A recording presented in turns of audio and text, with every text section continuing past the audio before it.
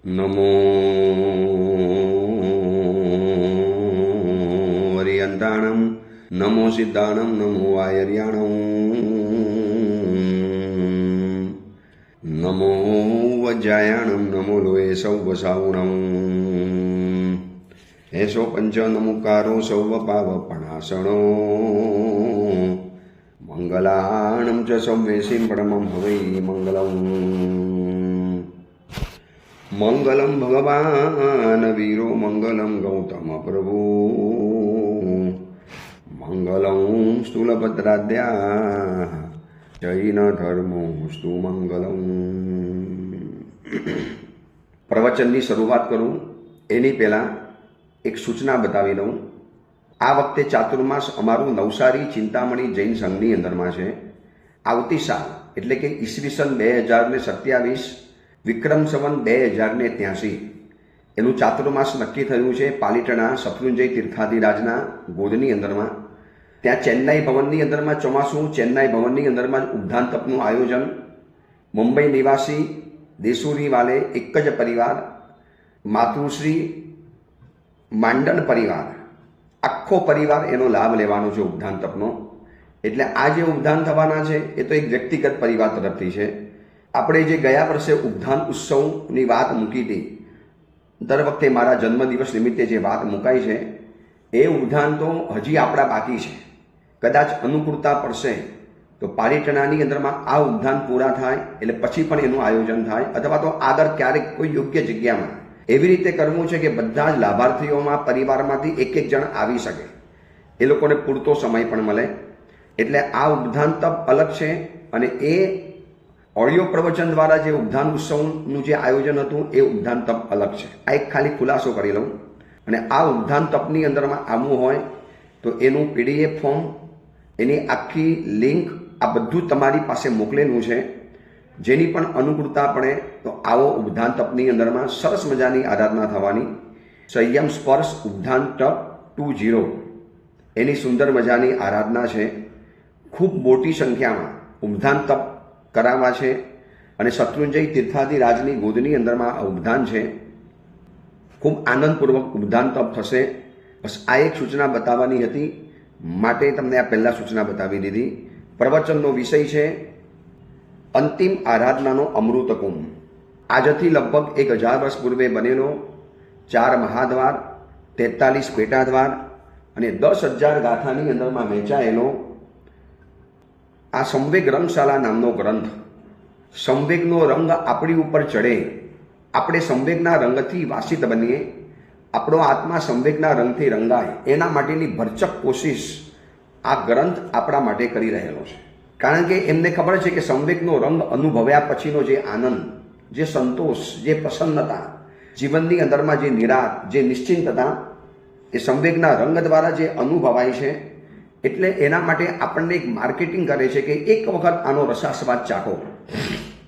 અને સંવેગના રંગને ચડાવવા માટે આવી આરાધનાની પ્રોસેસમાંથી પસાર થવું પડે છે. સંવેગ રંગશાલાની અંદરમાં 4 મહાદ્વાર, એમાં પહેલું દ્વાર પરિકર્મ દ્વાર. એ પરિકર્મ દ્વારની અંદરમાં અર્હ દ્વાર અને લિંગ દ્વાર આપણે જોયું. હવે ત્રીજા નંબરનું દ્વાર શરૂ થાય છે શિક્ષા દ્વાર. ગઈકાલ સુધીની અંદરમાં આપણે કુલ બાલક મુનિની કથા જાણી કે આવા પ્રકારના લિંગધારી વ્યક્તિઓ એ આરાધના માટે યોગ્ય નથી. જેને ગુરુ પ્રત્યેનું બહુમાન ન હોય, ગુરુ તરફનો સદભાવ ન હોય, ગુરુ પ્રત્યેનો વિનય ન હોય, ગુરુ પ્રત્યેનો વિવેક ન હોય, ગુરુ પ્રત્યેનું આંતરિક પરિણામ ન હોય, એ વ્યક્તિ આરાધના માટે યોગ્ય નથી. જે વ્યક્તિ સ્વચ્છંદી હોય, મનસ્વી હોય, પોતાની રીતે ચાલતા હોય, એ પણ આરાધના માટે યોગ્ય નથી. હવે ત્રીજા નંબરનું દ્વાર આવે છે શિક્ષા દ્વાર, કે જેને આરાધના કરવી છે એને કેટલીક શિક્ષા એટલે જ્ઞાન, કેટલીક સમજદારી, કેટલીક માહિતી એને જીવનમાં મેળવવી પડશે. જે તે વ્યક્તિને સ્થાન નથી મળતું આરાધનાની અંદરમાં. તમે જોતા હશો ને કે એક મેડિકલમાં પણ એન્ટ્રી કરવી છે તો નીટ એક્ઝામ કરવી પડે છે. એક IAS ઓફિસર બનવું હોય તો એના માટેની પણ કેટલી બધી પઢાઈ કરવી પડે છે. એવી જ રીતે એક સ્કૂલના શિક્ષક બનવું છે અને એક પ્યુન પણ બનવું છે ને, બેંકમાં કે સ્કૂલમાં પટ્ટાવાળા બનવું છે, એના માટેની પણ એને કેટલીક એક્ઝામો ક્લિયર કરવી પડે.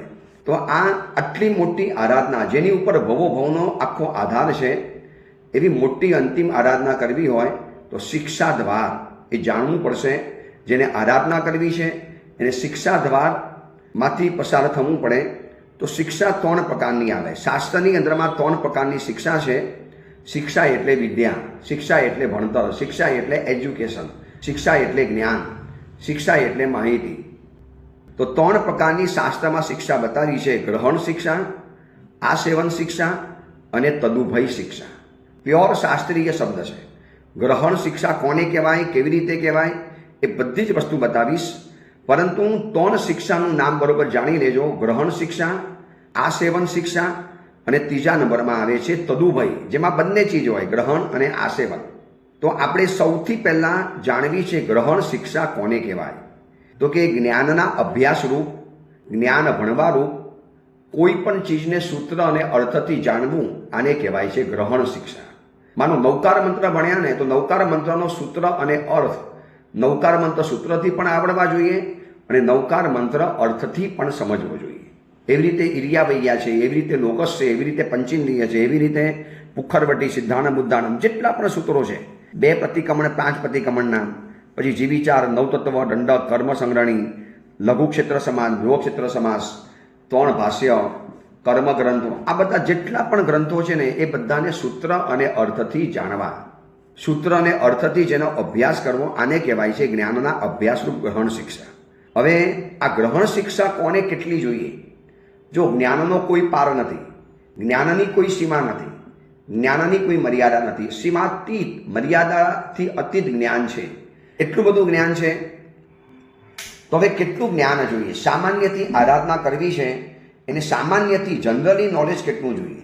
દેખો, પટ્ટાવાળા બનવું છે, ડૉક્ટર બનવું છે, વકીલ બનવું છે, CA બનવું છે, જર્નાલિઝમમાં જવું છે, એન્જિનિયર બનવું છે, સ્પેસ એન્જિનિયર બનવું છે, કાંઈ પણ બનવું હોય ને તો જ્ઞાન જરૂરી છે. હવે બધું જ જ્ઞાન તો કદાચ બધાને ન આવે, તો કેટલું જોઈએ? સામાન્યથી જનરલી નોલેજ કેટલું જોઈએ? તો અહીંયા બતાવે છે કે ગ્રહણ શિક્ષા, જ્ઞાનના અભ્યાસરૂપ એ ગ્રહણ શિક્ષા કહેવાય. હવે સાધુ અને શ્રાવકને બંનેને આશરીને જગન્યથી બતાવે. મિનિમમ, જગન્ય એટલે મિનિમમ, ઓછામાં ઓછું કેટલું જ્ઞાન જોઈએ? તો શ્રાવક અને સાધુ આ બંનેને માટે, માનો કોઈ વ્યક્તિ અલ્પ બુદ્ધિવાળો છે, મંદ બુદ્ધિવાળો છે, એનો એટલો બધો જ્ઞાનનો ક્ષયોક્ષમ નથી, એની પાસે એટલી બધી બુદ્ધિ નથી, IQ પાવર નથી. હવે તમે એની પાસે અપેક્ષા રાખો કે 14 પૂર્વ ભણવાના, દ્વાર સાંગીના પારૈતા બનવાનું, બોલો કે ભાઈ મારા માટે આ શક્ય નથી, હું આટલું બધું નહીં ભણી શકું.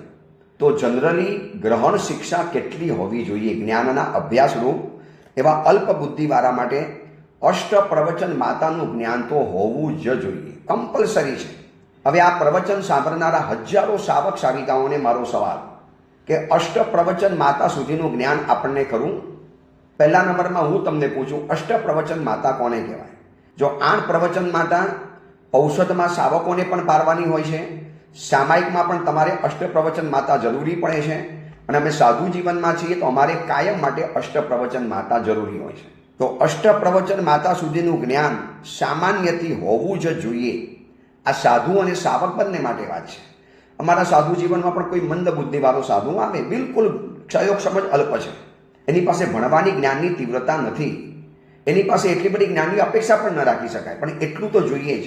અષ્ટ પ્રવચન માતા સુધીનું જ્ઞાન એને હોવું જરૂરી છે. તો 8 પ્રવચન માતા કોને કહેવાય? 5 સમિતિ અને 3 ગુપ્તિ એ અષ્ટ પ્રવચન માતા. 5 સમિતિ એટલે ઇરિયા સમિતિ, ભાષા સમિતિ, એષણા સમિતિ, આદાન ભંડમત્ત નિક્ષેપણા સમિતિ અને પારિષ્ટા પનિકા સમિતિ. આ 5 સમિતિ છે અને 3 ગુપ્તિ છે. આટલું જ્ઞાન તો સાવકોને હોવું જ જોઈએ. પણ દુઃખ સાથે કહેવું પડે છે કે પૂછો તમારા દીકરા દીકરીઓને, પૂછો તમારી પુત્ર વધુઓને, પૂછજો તમારા દીકરાઓને, પૂછજો તમારા આજુબાજુમાં રહેનારા જૈનોને કે ભાઈ આરાધના કરવા માટે આટલું તો જ્ઞાન જરૂરી પડશે. જ્યારે બહુ મોટી આરાધનાની ઇમારત ખડી કરવી છે તો અષ્ટપ્રવચન માતા તો બહુ સામાન્ય જ્ઞાન બતાવ્યું, બહુ સામાન્ય. 5 સમિતિનું સ્વરૂપ, 3 ગુપ્તિ, મન ગુપ્તિ, વચન ગુપ્તિ અને કાય ગુપ્તિ. આ 3 ગુપ્તિનું સ્વરૂપ.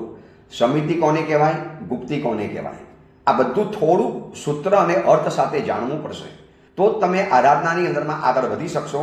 ભાષા સમિતિ નહીં આવડે, કેવી રીતે બોલી શકશો? ઇરિયા સમિતિ નહીં આવડે, તમે કેવી રીતે ચાલી શકશો? આવી બધી 5 સમિતિનું જ્ઞાન જરૂરી છે. તો આ સંવેગ રંગશાલા ગ્રંથ આપણને અંતિમ આરાધના કરવા માટેની તૈયારી અત્યારથી કરવાનું કહે છે અને એના માટે ત્રીજા નંબરનું દ્વાર આવે છે શિક્ષા દ્વાર અને શિક્ષા દ્વારની અંદરમાં જગન્યથી સાધુ સાધ્વી સાવક અને સાવિકા આ ચારે માટે કોમન જ્ઞાન છે અષ્ટ પ્રવચન માતાનું. આ પ્રવચન સાંભળનારા જે ઓડિયો શ્રોતાઓનો વર્ગ છે એમને કહું છું ક્યાંકથી તમે અષ્ટ પ્રવચન માતાનું સ્વરૂપ વિસ્તારથી જાણી લેજો. બધો વિસ્તાર અહીંયા કરવા માટે બેસીશ ને તો સમય બહુ ઓછો લાગશે. હવે ઘણા સાવક સાવિકાઓને થાય કે ગુરુદેવ અમારે તો અષ્ટ પ્રવચન માતા શું કામ લાગે? તમે પૌષદમાં નથી બોલતા? એ અષ્ટ પ્રવચન માતા રૂડી પેરે પારી નહીં, જે કાંઈ ખડના વિરાજના હુઈ હોય તે સવી હું મન વચન કાયાએ કરી ઈચ્છા મેળવું પડે. હવે આ એરિયા સમિતિ જરૂરી છે. જોઈને ચાલવું, નીચે જોઈને ચાલવું, સૂર્યના કિરણો પડે ત્યાં ચાલવું, આ બધું શરીર માટે, જીવન માટે, મન માટે, આત્મા માટે, બધા માટે જરૂરી છે. તો 5 સમિતિ 3 ગુપ્તી એ અષ્ટ પ્રવચન માતા. આનું જ્ઞાન સામાન્યથી અલ્પ બુદ્ધિવાળા સાવક સાવિકાઓ સાધુ સાધ્વીજી માટે મસ્ત છે. આ સિવાય આરાધનામાં પ્રવેશ નથી મળતો. આ શિક્ષા દ્વાર બધી બાબતો આપણને બતાવશે. હવે ઉત્કૃષ્ટથી કેટલું જ્ઞાન જોઈએ આ તો તમને મિનિમમ બતાવ્યું. હવે ઉત્કૃષ્ટ એટલે છેલ્લું જ્ઞાન કેટલું જોઈએ? યાવત ઇતના તો જ્ઞાન હોના હી चाहिए. તો ઓછામાં ઓછું અષ્ટ પ્રવચન માતા. વધુમાં વધુ કેટલું જોઈએ? તો કે સાધુના માટે સૂત્ર અને અર્થથી ગ્રહણ શિક્ષા અષ્ટ પ્રવચન માતાથી લગાવી અને બિંદુસાર નામનું જે 14મું પૂર્વ છે ને ત્યાં સુધીનું જ્ઞાન જોઈએ. 11 અંગ અને ઉપાંગ, પછી પયનના છેદ ગ્રંથો અને સૌથી છેલ્લે આવે છે 14 પૂર્વ. એમાં 14મા પૂર્વનું નામ છે બિંદુસાર નામનું પૂર્વ છે. અહીં સુધીનું જ્ઞાન સાધુની પાસે જોઈએ ઉત્કૃષ્ટ રહે. હવે કોઈ કે સાહેબ આ જમાનામાં તો 14 પૂર્વી છે જ નહીં, પૂર્વો જ ખતમ થઈ ગયા. તો આ જમાનાની અંદરમાં જેટલું પણ જ્ઞાન છે, આગમ ગ્રંથો, ટીકા, ભાષ્ય, ચૂર્ણી, નિર્યુક્તિ, બીજા પણ ગ્રંથો, ચરિત્ર ગ્રંથો, અવાંતર ગ્રંથો, આ બધા જ ગ્રંથોનું જ્ઞાન હોવું જરૂરી છે. એ જ્ઞાન ઉત્કૃષ્ટ કક્ષામાં. જો એવા જ્ઞાની તો છે ને અમારા પૂજ્યપાલ ગચ્છાધિપતિ જયગોષ સુરીશ્વરજી મહારાજા હતા, આવા જમ્મુ વિજય મહારાજ, આવા પૂજ્ય પુણ્ય વિજયજી મહારાજ, આવા બધા ઇત્યાદિ અનેક મહાત્માઓ હતા. પૂજ્ય આગમો ધારક સાગરજી મહારાજ, આવા બધા આંગળીના વેઢે ગણાય એવા મહાત્મા. તો સાહેબ પછી અમને તો એટલું બધું યાદ નથી, મારો પણ એમાં નંબર ના આવે કે આટલું બધું જ્ઞાન નથી બિંદુસાર પૂર્વ સુધીનું. અથવા તો વર્તમાન સમયમાં જેટલા પણ ગ્રંથો છે એ બધાનો સાંગોપાંગ અભ્યાસ કર્યો હોય. નવ્ય ન્યાયના હોય, છેદ ગ્રંથો હોય, ષડદર્શન સમુચ્ચય હોય, હવે ભાઈ સંમતિ તર્કને આ બધા ગ્રંથો તો હું પણ નથી ભણ્યો. તો કે આટલું કીધું છે કે આટલું જરૂરી છે. એટલે અષ્ટ પ્રવચન માતાથી લગાવી અને છેક બિંદુસાર નામના 14મા પૂર્વ સુધીનું જ્ઞાન. અને એ ન હોય તો મધ્યમમાં કેટલું આવે એના વચમાં તમને જેટલું આવડે એટલું વધુમાં વધુ સારું છે. જેટલું વધુમાં વધુ જ્ઞાન મેળવશો, જેટલું વધુમાં વધુ જ્ઞાન પ્રાપ્ત કરશો એટલું તમારા માટે જરૂરી છે. એટલે 3 શિક્ષા બતાવી: ગ્રહણ શિક્ષા, આસેવન શિક્ષા, તદુભય શિક્ષા. હવે જ્ઞાનના અભ્યાસરૂપ શિક્ષાને ગ્રહણ શિક્ષા કહેવાય. એ સાધુ અને સાવકના માટે જગન્યથી અષ્ટપ્રવચન માતાનો જોઈએ. હવે ઉત્કૃષ્ટથી સાધુને સૂત્ર અને અર્થથી ગ્રહણ શિક્ષાથી લગાવી, અષ્ટપ્રવચન માતાથી લગાવી અને બિંદુસાર નામના 14મા પૂર્વ સુધી જોઈએ. હવે શાવક માટે ઉત્કૃષ્ટ જ્ઞાન કેટલું જોઈએ? જો શાવક પણ ઉત્કૃષ્ટ ભણેલો હોવો જોઈએ. આ જેટલા પણ ઓડિયો પ્રવચનના શ્રોતા શાવક શાવિકાઓ છે, તમે આજનું પ્રવચન પોતાની જાત સાથે ટેલી કરજો. મને કેટલું આવડે છે, જૈન કુલમાં જન્મ્યો, આટલા બધા આગમ ગ્રંથો, મહાન ગ્રંથોની વચની અંદર મારો ઉછેર થયો, મને 45 આગમના નામ પણ ના આવડે. ચલો ભણવાની વાત દૂર રહી, 45 આગમનો ગુજરાતી અનુવાદ પણ હું ન વાંચી શકું. એક પ્રવચન કિરણાવળી નામનું પુસ્તક છે, આખું 45 આગમનો સાર અંદરમાં બતાવી દીધો છે. તો ઉત્કૃષ્ટથી શાવકને કેટલું જ્ઞાન જોઈએ? તો કે ષડજીવ નિકાય અધ્યયનથી લગાવી અને 5મું પિંડેસના અધ્યયન સુધીનું જ્ઞાન એને જોઈએ. ષડજીવ નિકાય એટલે 10 વૈકાલિકનું 4થું અધ્યયન. આ શાવકે ભણવાનું હતું. એટલે નૌકારથી લગાવી પંચેન્દ્રિય, ઇરિયાવૈયા, લોગસ, પછી જે આગળ સૂત્રો આવે છે, વાણના, નમુતુનમ, અરિયંચયાણમ, જયવિરાય, પુખરવટી, સિદ્ધાણમ, ઉદ્ધાણમ, એના પછી આગળના જેટલા પણ સૂત્રો છે, વંદિતું, 7 લાખ, વાણના, પછી સવારના પતિકમણના, સાંજના પતિકમણના, 5 પતિકમણના, જીવિચાર, નવતત્વ, દંડક, લઘુ સંગ્રહણી, ક્ષેત્ર સમાસ, ગૃહ સમાસ, પછી પચકાણ ભાષ્ય, ગુરુવંદન ભાષ્ય, ચૈત્યવંદન ભાષ્ય, કર્મ ગ્રંથો, પછી આ બધું આગળ વધતા વધતા પર્વોના તિથિ, સ્તવનો, સજ્જાયો, સ્તુતિઓ, આ બધું કરતા છેલ્લે 10 વૈકાલિક નામનું જે આગમ છે એનું 4થું અધ્યયન શાવકે ભણવાનું અને આગળ પિંડેસણા નામનું 5મું અધ્યયન. આ 4થું અને 5મું અધ્યયન શાવકને ભણવાની છૂટ આપેલી. હવે આજે કયા શાવકને આટલું જ્ઞાન હશે બતાવો જો. હું તો આટલા વર્ષોથી ફરું છું, જીવિચાર ભણેલા જોયા, નવતત્વ ભણેલા જોયા, કર્મગ્રંથ ભણેલા જોયા, બસ અટકી ગયા. પછી સંસ્કૃતની અંદરમાં ચાલી જાય, પછી સંસ્કૃત ભણે. સંસ્કૃત ભણવું સારું છે, ના નથી, પણ તમારી પાસે આટલું તો જ્ઞાન હોવું જોઈએ. આ આટલું છે ને ઉત્કૃષ્ટથી માગે, શાવક આટલો ઉત્કૃષ્ટ જ્ઞાની હોવો જોઈએ. હવે અહીંયા સવાલ પૂછ્યો કે ભાઈ શાવક એ સાધુનું 10 વૈકાલિક આગમનું પિંડેસણા અધ્યયન અને ષટ જીવનિકાય અધ્યયન શેના માટે ભણવાનું? ચલો સમજ્યા. ષટ જીવનિકાય અધ્યયન તો ભણવાનું જીવોની સુરક્ષા માટે. એમાં ષટ જીવનિકાયની બધી વાતો આવે છે, પૃથ્વીકાય, અપકાય, દેવકાય, વાવકાય, વનસ્પતિકાય, ત્રસકાય, જે આપણે જીવીચારના પ્રવચનમાં જોયું.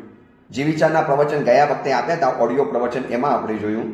પણ હવે પિંડેસણા અધ્યયન શેના માટે ભણવાનું? ત્યાં લખ્યું છે કે શ્રાવક પ્રવચન માતાના જ્ઞાન વિના સામાયિક કેવી રીતે કરી શકે?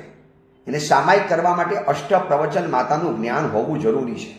જો આ ગ્રહણ શિક્ષાની વાત બતાવું છું. આ પ્રવચન સાંભળનારા હજારો શાવક શાવિકાઓને મારો નમ્ર અનુરોધ છે કે જલ્દીમાં જલ્દી અષ્ટ પ્રવચન માતા સુધીનું જ્ઞાન તો પ્રાપ્ત કરી લો.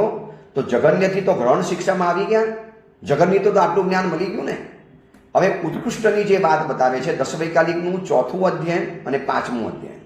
હવે 5મું અધ્યયન શેના માટે ભણવાનું અને 4થું અધ્યયન? તો કે એના વિના શાવકો જીવોની રક્ષા કેવી રીતે કરશે? ઘરમાં તમારે પાણી કેટલું વાપરવું, શાક કેટલું વાપરવું, ક્યાં સુધી વાપરવું, અગ્નિની વિરાધના કેટલી કરવી, કેટલી ઓછામાં ઓછી વિરાધનાથી રસોઈ બની શકે, કેમ પરિવારને ઓછામાં ઓછી હિંસા લાગે, આવી જાણનારી શાવિકા બહેનો જો ઘરની અંદરમાં નહીં હોય તો પછી આ ઘરની અંદરમાં જીવદયા કેવી રીતે પરાવવાની? કેટલા બધા જીવોની કટલે આમ ચાલવાની, કેટલા બધા જીવો ખતમ થઈ જવાના. એટલા માટે ષટજીવ નિકાય અધ્યયન ભણવાનું. હવે પિંડેસણા અધ્યયન કેમ ભણવાનું? 5મા નંબરનું અધ્યયન. તો કે પિંડેસણા અધ્યયનનું જ્ઞાન નહીં હોય તો સમણ સમણી ભગવંતોને તમે પ્રાસુક, ગોચરી પાણી, એસણીય, પ્રાસુક અને એસણીય આ શાસ્ત્રીય શબ્દો ગોખી લેજો. તમારા ઘરની અંદરમાં મહાત્મા વધારે ને, તમારે અત્યારે ગુજરાતી શબ્દ બોલ, સાહેબ ખપે એવું છે, સાહેબ કલ્પે એવું છે, એ શબ્દ નહીં બોલવાનું. સાહેબ મારા ઘરની ગોચરી પાણી પ્રાસુક છે અને એસણીય છે, આ શાસ્ત્રીય શબ્દ છે. પ્રાસુક એટલે નિર્દોષ અને એસણીય એટલે સાહેબ આમાં આપણે કોઈ ગવેષણા કરવાની જરૂર નથી. ગવેષણાને મારે પૂછવું પડે કોના માટે બનાવ્યું, કેમ બનાવ્યું, ક્યાંથી લાવ્યા, કેટલો દિવસ થયો, બજારનું છે કે બહારનું છે, મીઠાઈ તમે બનાવવા માટે આપી તો લોટ બહારનો કે ઘરનો, એમાં રવો છે કે નથી, કેટલા દિવસ થયા, આ ગુલાબજાંબુ કેટલા દિવસના છે, પેંડો કડક છે તો પાણી અંદરમાં છે કે નથી, પેંડો કડક છે કે પોચો છે, પછી કાકડીનું શાક હોય તો સીજી ગયું છે કે નથી સીજી ગયું, ફ્રૂટ છે તો 48 મિનિટ થઈ કે નથી થઈ, આ બધું એસણીય કહેવાય. તો સાધુને તમે પ્રાસુક અને એસણીય ખોરાક પાણી કેવી રીતે વરાવશો? પાણી, આહાર, વસ્ત્ર, પાત્ર, ભોજન, મકાન, શૈયા, આ બધું સાધુને પ્રાસુક અને એસણીય વરાવવાનું છે. હવે આ શબ્દ તમે બરોબર ગોખી લેજો, પ્રાસુક અને એસણીય. પ્રાસુક, PRASUKA, પ્રાસુક, પ્રાસુક અને એસણીય, આ બે શબ્દ તમારે ગોખી લેવાના.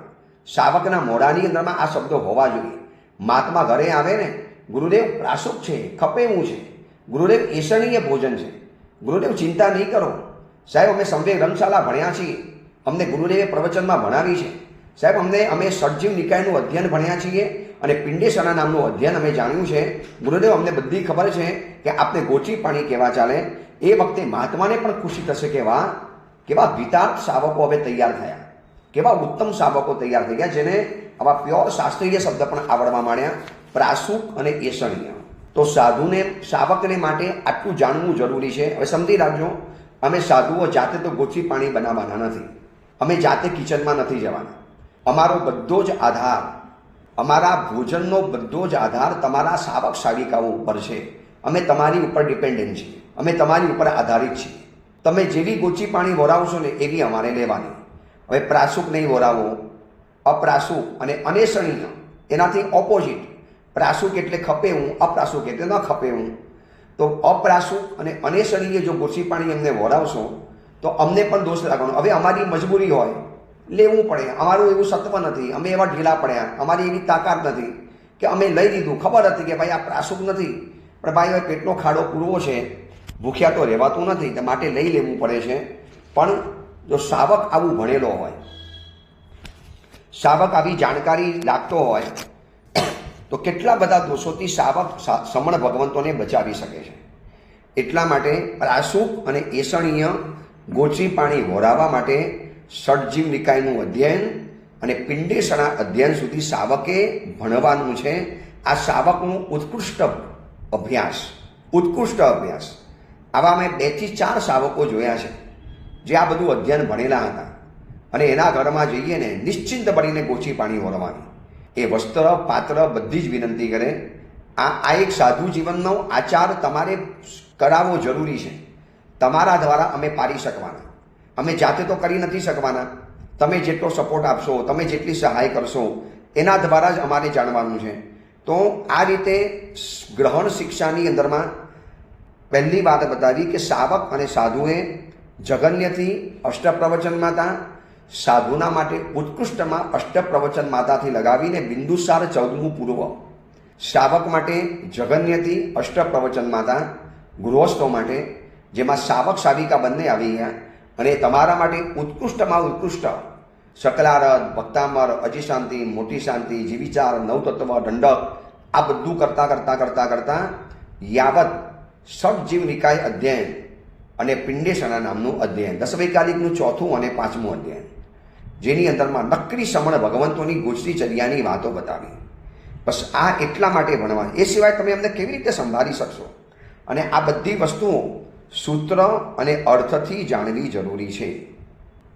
સૂત્ર અર્થથી આપ ભણશો ને તો તમે અમને અનેસણીય ગોચરી પાણી, એસણીય ગોચરી પાણી વોરાવી શકશો, તો જ અમે વોરાવી શકશો. અને એટલા જ માટે ઘોર સંસારરૂપી સમુદ્રને તરવા માટે નાવડી સમાન પ્રશસ્ત પ્રગટ પ્રભાવવાળું, પુણ્યાનુબંધી પુણ્યનું કારણ, પરમ કલ્યાણ સ્વરૂપ, આદિમાં અને અંતમાં, પહેલા અને છેલ્લે જે કાયમ માટે હિતકારી બનવાનું છે, પરમાદરૂપી દ્રઢ પર્વતને તોડવાની અંદરમાં જે વજ્ર સમાન છે, પાપ રહિત, જન્મ મરણરૂપી રોગોનો નાશ કરનારું, મનોહર રસાયણની ક્રિયા તુલ્ય, આવા જીન વચનોને પહેલાં સૂત્રથી ભણવાના અને પછી અર્થથી ભણવાના. વિચારજો, જીન વાણીની કેટલી બધી વિશેષતાઓ બતાવી. સંસાર સાગરને તરવા માટે નાવ સમાન, પ્રગટ પ્રભાવવાળું, પુણ્યાનુબંધી પુણ્યનું કારણ છે. આ જ્ઞાન ભણવું એ પુણ્યાનુબંધી પુણ્યનું કારણ છે. અને આવું જ્ઞાન ભણ્યા પછી કેટલા બધા ફાયદા થાય હવે એ બતાવે છે કે આ બધાને જીન વાણીને સૂત્ર અને અર્થથી જાણવાના. હવે આજે ઘણા એવા છે કે 5 પ્રતિક્રમણ ભણી ગયા છે પણ એના સૂત્ર અર્થ નથી જાણતા. તો અર્થથી પણ જ્ઞાન પ્રાપ્ત કરવું પડે. આજે ઘણા લોકો એવા છે કે જે લોકોએ જીવિચાર નવતત્વ બધું અર્થથી કર્યું છે, સૂત્રથી નથી કર્યું. હજી સૂત્રનો છે ને એટલો બધો આગ્રહ નથી કરતા. કેમ? કારણ કે આ સૂત્ર છેલ્લે ભૂલી જાય છે અને કોઈ જગ્યાએ કામ નથી આવતા. પણ અર્થ તો જાણવા પડશે. લગ્ન કરનારી કન્યા લગ્ન કરીને કોઈ પરિવારમાં જશે તો એ પરિવારને કેવી રીતે બચાવશે? એ કન્યાને ખબર તો હોવી જોઈએ. પણ દુઃખ સાથે કહેવું પડે છે, આજની ભણેલી ગણેલી છોકરીઓ અને છોકરાઓ જે અત્યારે જેનજી તરીકે બહુ પ્રસિદ્ધ છે, બહુ પ્રસિદ્ધ થઈ ગયા. એમાં જંતર મંતરથી તો બહુ પ્રસિદ્ધ થઈ ગયા. હવે આ જેનજીને આ બાબતનું જ્ઞાન જ નથી.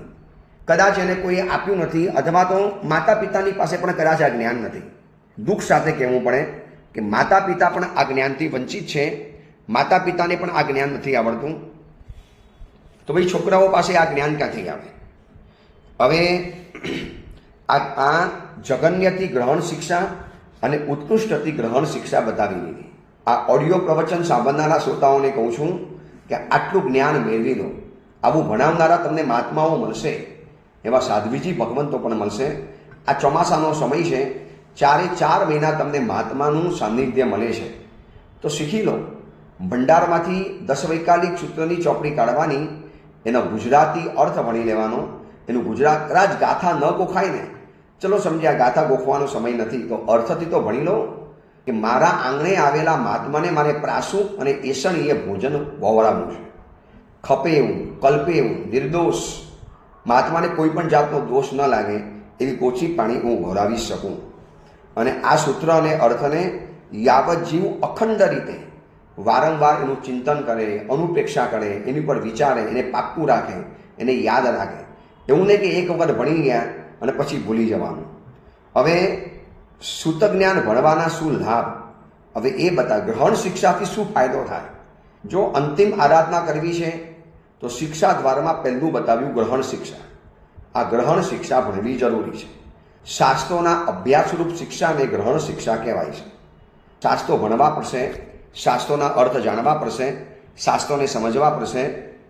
હવે સૂતક જ્ઞાનના શું લાભ છે તો કે અતિ પુણ્યથી કોઈ પરમ તત્વને પ્રાપ્ત કર્યું હોય ને એવા બહુમાન ભાવ સાથે સૂતક જ્ઞાન ભણવાનું છે.